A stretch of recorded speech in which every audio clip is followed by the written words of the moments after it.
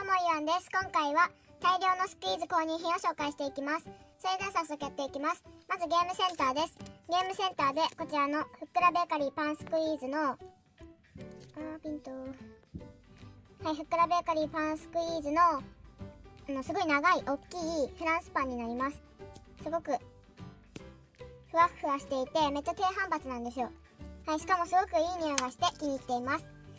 そして次に本当こちらは取れてもらったんですけど、取れる位置に置いてあったのがこれだったので取ってきました。こちらの J ドリームのピザマンです。本当に欲しくて取れてもらってたんですけど、はい、またもう一つ取りました。はい、そして次にこちらのもちもち和菓子の3色団子のものです。はい、こちらはいろいろな方がね動画で出しているので、中身はどうなってるんだろうって思う方はその他の方の動画を見てみてください。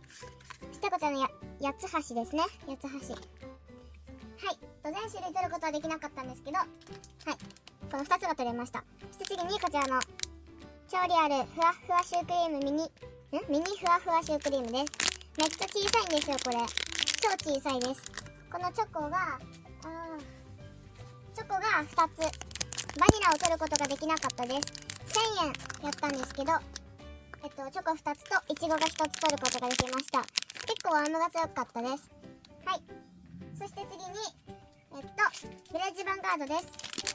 1点だけなんですけど、握ってチュルチュルグレープぶどう巨峰っていうのこれ B ですね。 A タイプじゃなくて B タイプです。中にねなんとかなんとかが入ってるやつ。はい、そしてセリアでこのなんか伸びる粘土を買いました。こちら1点だけ、セリアでは1点だけ購入しました。独特ないですね。ここ置いておきます。そして最後にガチャガチャです。ガチャガチャも何個か回したんですけど、まずこちらの豆ガチャピンのやつですね。種類はこの3種類あって、ちょっと何回も回しすぎるとダブるかなと思ったんで2回回してきました。2回回したらまずこちらの青が出ましたね。青は中身がピンクです。はい、そしてピンク、はい、2回回してダブらなかったんで嬉しかったです。ピンクの中身は青です。超かわいいですね。